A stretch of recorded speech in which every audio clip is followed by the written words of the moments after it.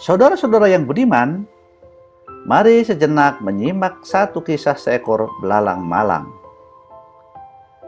Ia telah lama terkurung dalam sebuah kotak. Pada suatu hari, ia berhasil keluar dari kotak yang mengurungnya itu. Dengan riang gembira, ia melompat ke sana dan kemari menikmati kebebasannya. Tidak begitu lama, ia bertemu seekor belalang lainnya. Ia merasa heran, karena belalang yang ia temui itu bukan hanya dapat melompat lebih jauh, akan tetapi ia pun dapat terbang tinggi. Hal mana tidak dapat ia lakukan. Saking penasarannya, ia menghampiri belalang itu seraya bertanya, "Kisanak, kenapa kau bisa melompat jauh bahkan terbang tinggi? Padahal aku sepantaranmu hanya bisa lompat ke sana dan kemari dalam jarak yang pendek." Belalang itu pun menjawabnya, "Wahai sahabatku, di manakah kau selama ini tinggal? Karena semua belalang yang hidup di alam bebas sepertiku tentu bisa melakukan seperti yang aku lakukan, melompat jauh dan bahkan terbang tinggi." Seketika itu si belalang baru tersadar bahwa selama ini ia terkurung dalam kotak, sehingga ia tidak dapat bergerak bebas. Jangankan dapat terbang tinggi, melompat pun terhalang dinding kotak. Alhasil, lompatannya tidak sejauh belalang lain yang hidup di alam bebas. Saudara-saudaraku, kadang-kadang kita pun tanpa sadar pernah juga mengalami hal yang sama seperti yang dialami si belalang malang itu.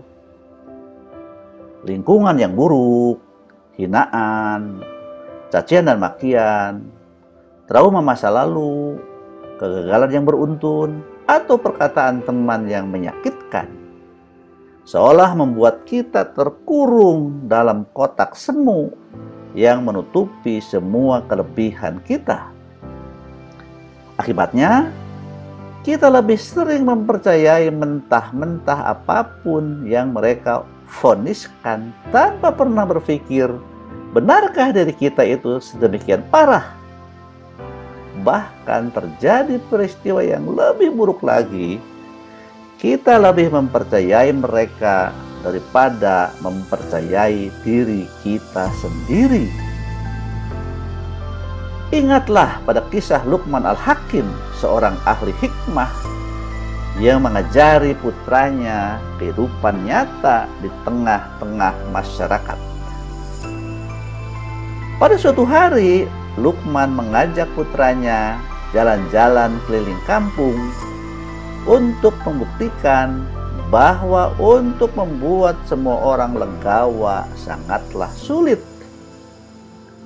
Bahkan bisa dikatakan sama sekali tidak mungkin terjadi.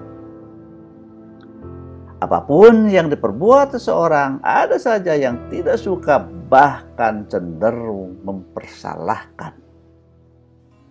Kemudian perjalanan mereka pun dimulai. Luqman menaiki keledai dan menyuruh putranya berjalan menuntun keledai itu. Ketika memasuki suatu kampung, ada sekelompok orang yang melihat pemandangan itu yang menurut mereka sangat aneh.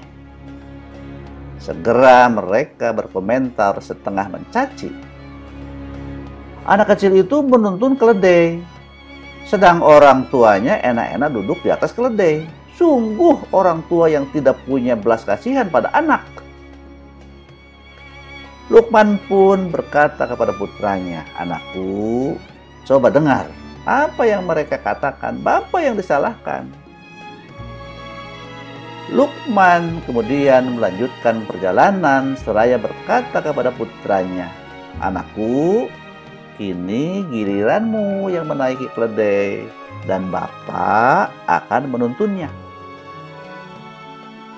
Tibalah mereka berdua pada keramaian orang di kampung itu.